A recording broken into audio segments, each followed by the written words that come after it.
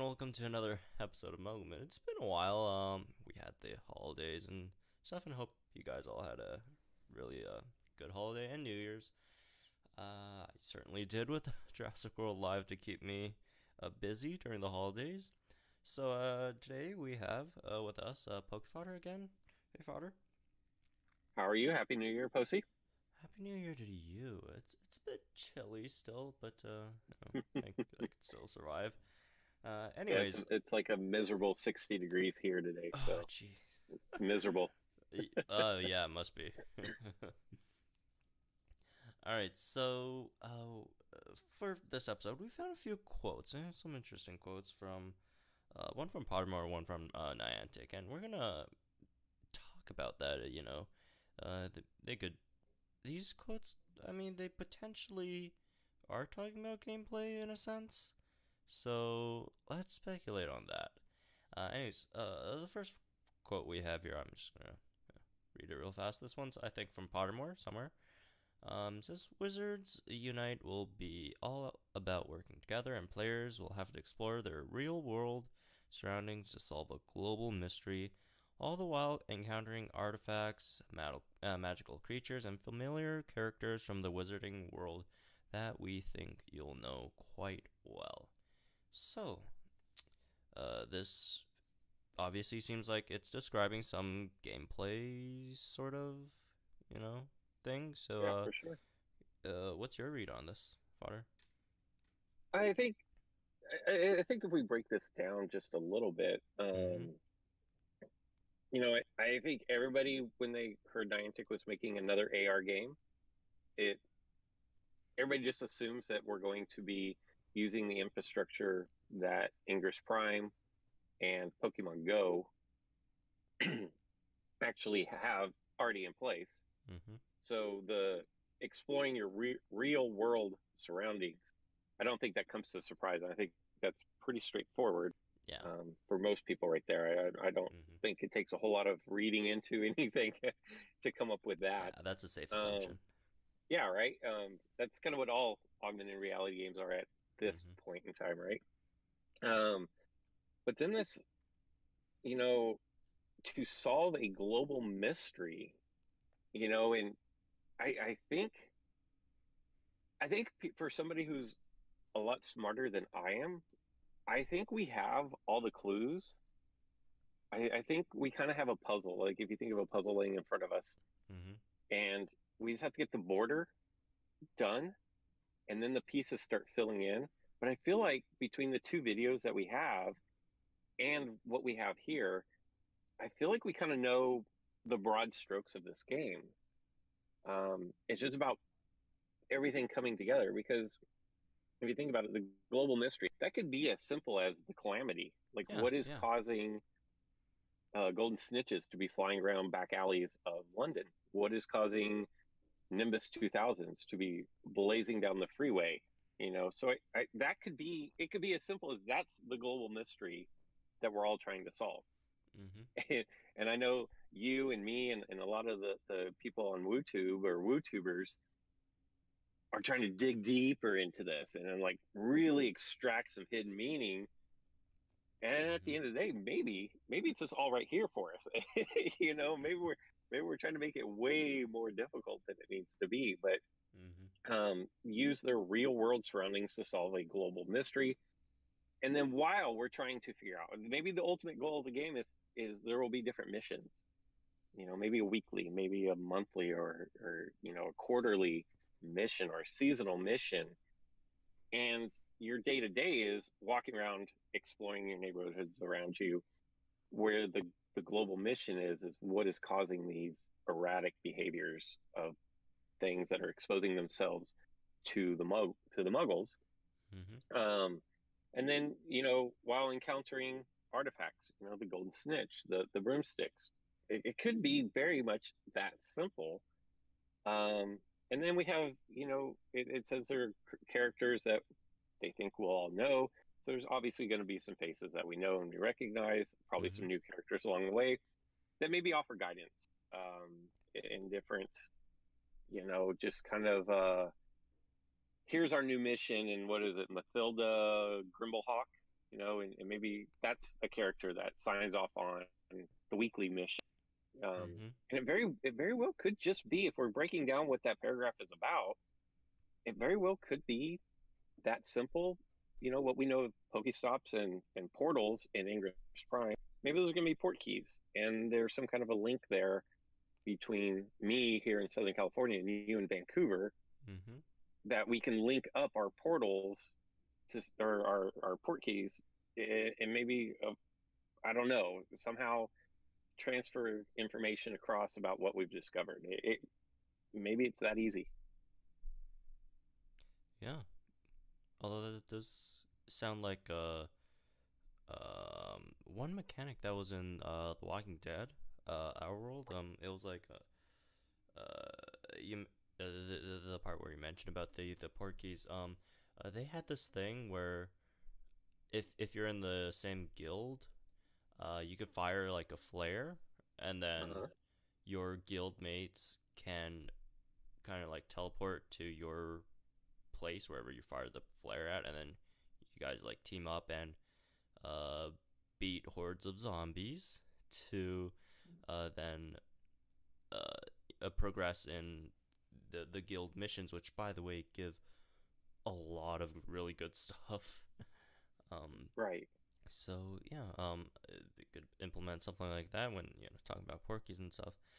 So when I was looking at these three sets of nouns that we are supposedly going to counter artifacts, magical creatures, and familiar characters. So, um, I, at first I was wondering why like artifacts. That doesn't make like what artifacts are there really in the wizarding world? But then I remember like it could be the wizarding artifacts like of the wizarding world, like Voldemort's Horcruxes, which although have been destroyed, but some other dude might make some more or whatever, or the Phosphorus Stone, or as we've seen in the trailers, the Golden Snitch, or the Nimbus.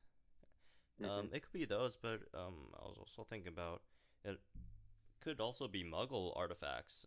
I know a washing machine doesn't sound that exciting, but uh, if you guys do remember, Mr.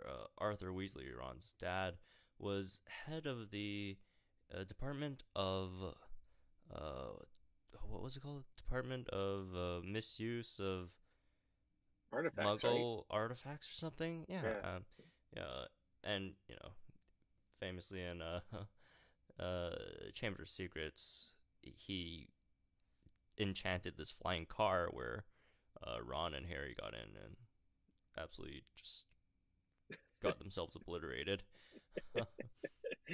So yeah, uh, and it kind of links to the theme as well. So I think maybe that could come into play. The calamity, or the evil side, I guess.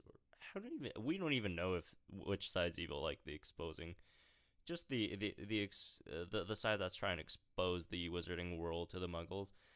Could just screw around with some Muggle artifacts and then enchant them in an attempt to expose the wizarding world or whatever, and then magical creatures. I guess that's quite self-explanatory. I mean, just the all the different fantastic beasts, the Nifflers, the basilisks, phoenixes, whatever, Hmm. all of those. Although we don't really know what they're gonna do with those, which that could be a interesting discussion for maybe the next part of this podcast. And then familiar characters. This is a bit sad because a decent amount of the beloved Right. characters are probably dead. Since from the clues that we have so far, it does seem like it's gonna be set in the present day, where the second Wizarding war is over, and then Right. Harry's head of the Aura department or whatever, and then I think Hermione was Ministry of Magic or something, and then yeah, all that stuff. So a lot of people are dead. Dumbledore's dead. Um, so that's Well, and uh, they have children, Mm-hmm. Yeah. so maybe this is we get to learn more about these children that they've had along the way, and maybe that's kind of leading the way to the next set of stories. If you look at Star Wars started at one period of time and then went back into Mm-hmm. the prequels and then jumped ahead to the future after the original trilogy. So maybe this kind of opens the door to the after, the original set of Harry Potter world, if that makes sense. Imagine this whole game just being a one huge ad for J.K. Rowling's next like book series. Yeah, yeah. So yeah, that's that could totally happen. But my main point is all these familiar characters, um, they're probably more gonna be of the younger generations, which that makes sense. Right. The either the students at Hogwarts when we were reading the books, or their children and stuff. So Yeah, for sure. yeah, that's the little first little bit of information from Pottermore, I believe. I think it was like in the first trailer announcement. They wrote a bit of that there, and then something else we also were looking at was something written by Niantic, and this part reads, and I quote, Niantic said the game will pioneer all new technology and gameplay mechanics and take advantage of its full AR platform. Players will learn spells, explore their real world neighborhoods and cities to discover and fight legendary beasts, and team up with others to take down powerful enemies. So, what do you make of this? All this stuff? New technology, gameplay mechanics, and fighting legendary beasts and whatever. Yeah, and I think these two statements Mm-hmm. kind of go together. Yeah. I think they match really well together, which makes me believe both of them. And I know one of them is definitely 100% accurate because it came directly from the Niantic website. Mm-hmm. But that's kind of what when I sit around and I'm thinking, okay, what is this game going to be? You come back and look at paragraphs like this after you dive down the rabbit hole of everything it might be. Mm-hmm. Well, what about this and what about this, and you make it this huge elaborate thing. When you get done with that and then you go back and look at your notes and you're like, well, here's what Niantic said it's going to be. And I kind of think they're telling you straightforward, here's what it's going to be, knowing that people are going to say, yeah, but there's going to be more. And I think this is kind of at the root. If you were interested in trying to decipher Mm-hmm. what codes may be given there and what clues, I think you do yourself a great justice if you come back to this original paragraph and it says, players will learn spells. And I think we got a clue about that in the most recent trailer, which I think is Mm-hmm. like 3 weeks old at this point. Um, Yeah, it was like and it's a right very before small Christmas sample or size. something. Yeah, yeah. December 20th, maybe, I think is when it came out. And it's a really small sample size between the first and the second, but I believe they were 5 weeks apart. Mm-hmm. And so if we go off of that, because that's all we have to go off of, I think we have another one Mm-hmm. due, if not next week, the following week. But in that second trailer, there was the little spell casting symbol at two different spots, or wand gesture Mm-hmm. at two different spots within that video. So I think players will learn spells. I think that was addressed in that second trailer right there in front of us. Yep. Explore their real world neighborhoods. We've already gone into that. And cities to discover and fight legendary beasts. Same type of deal. You're going to. Niantic is a big company. I've said this before. They've said it numerous times about getting out and exploring your world. And so it's naturally the thought process is if we're going to have an AR game, it's going to be about getting out and walking around, Mm-hmm. and then team up with others to take down powerful enemies. Goes back to kind of what you had said, and I know Ghost Shiny Hunter.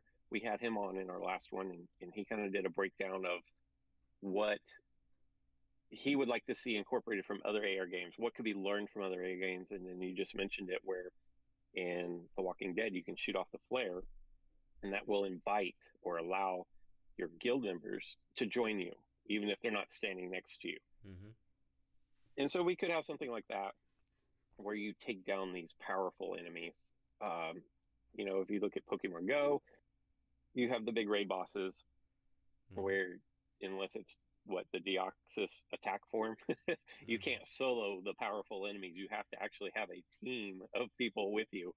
Um, so I think that all, if you look at the two trailers that we have and then apply them to this, I think we know a lot about the game, and which is what I said before. And then Mm-hmm. the Pioneer all new technology. I actually did some research and put out a video yesterday Yep. on the CTO, Phil Kesslin, I believe is his name. Back before Wizards Unite was even announced as a thing, he said that they were looking to dive into more augmented reality as it has to do with sound and the immersion into the world around you. Mm-hmm. Your 9 to 5 might be really boring, but in Pokemon Go, you're a trainer, you're a Pokemon trainer, and you're not really emerged into that world because all you have is your phone. And as he noted in his keynote, sorry about that. Um, as he noted in his keynote, people don't walk around with their phone directly in front of their face. So he wanted to add sound into that where, you could hear what was going on around you.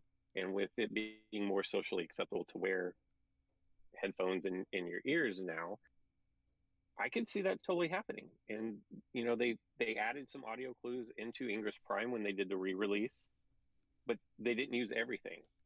And so I think this is a good opportunity for them to go further down that road. And for the people that'll say, well, I don't want to walk around with headphones in my ears all the time. That's kind of rude. Bose, and this is really wild. Bose, the Mm-hmm. stereo company, is putting out or has just released sunglasses that in the arm have little mini speakers that don't go in your ear, but they project sound directly into your ear from the arm of the glasses. Oh no way. That's perfect.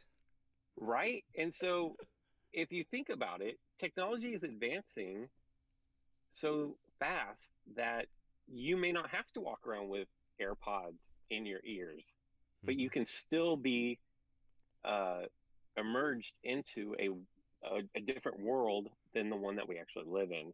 And so I don't know that Bose is actually doing this in collab with the Niantic, but the technology is there. And one other thing that really lends itself to sound playing a big role in this future title here is that Niantic had a like a garden in Japan that was a virtual reality or an augmented reality garden Mm-hmm. that your whole goal was to find, and there were Pokemon creatures. I think in the video it was an Eevee Mm-hmm. based off of sound. So you Wow. were completely emerged into this Japanese garden, this mythical Japanese garden. And the whole goal was to use sound and audio clues based on where you were hearing the call signal of an Eevee, based out of your ears. Was it in front of you, behind you, to your left, or to your right? To like hide and go seek, basically. And all Mm-hmm. you had were audio clues. And so I think,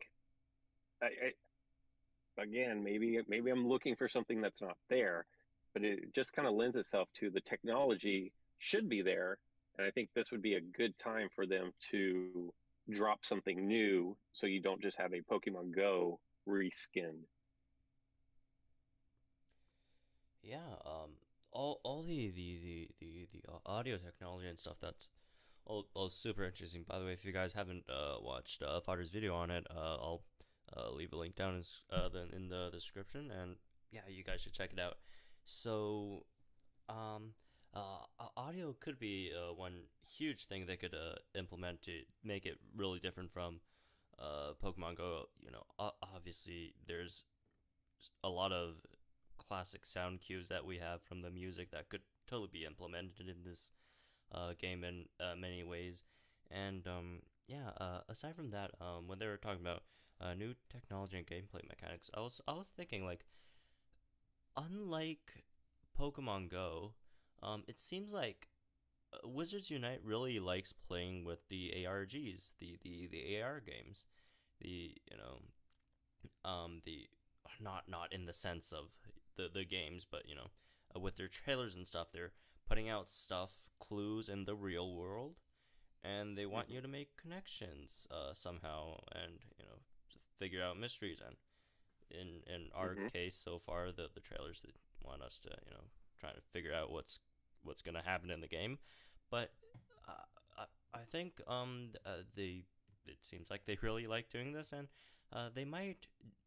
And what I was thinking is when the game or after the game comes out, um, they could just do this every once in a while, like maybe just for weekly missions. They'll release some clues in the real world, like in either in their advertising or or explicit trailers, or not trailers, short videos or blog posts, or whatever, tweets, to give us clues, and for us to solve mysteries, uh, not in game, but um, outside of the game, but then bring those Hmm. conclusions to the game, and either find stuff, or do whatever, get some rewards or whatever. Hmm. That could, I think that could totally be a thing. Like for example, in Blizzard's Overwatch, they do that a lot. When they're and when they're trying to release a new, or before they release a new hero, they just drop clues everywhere, and then you'd have all these people decoding hacks and stuff just to figure out like what the next hero is gonna be or whatever. So I could see that probably putting in play. Well, it already is being put in play, although the game's not out yet, obviously. But um, even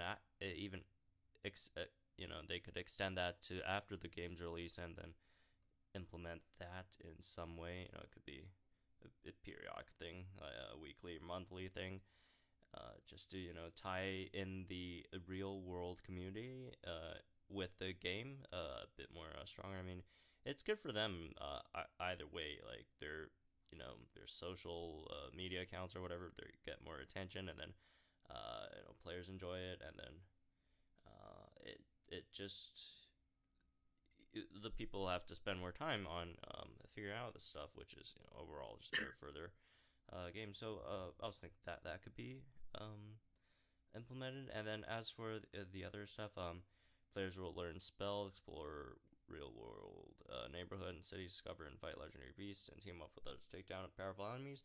I think you totally nailed this point. The second trailer, that was quite explicit, that it's telling us that we're gonna learn spells, potentially how to learn spells, I guess, and then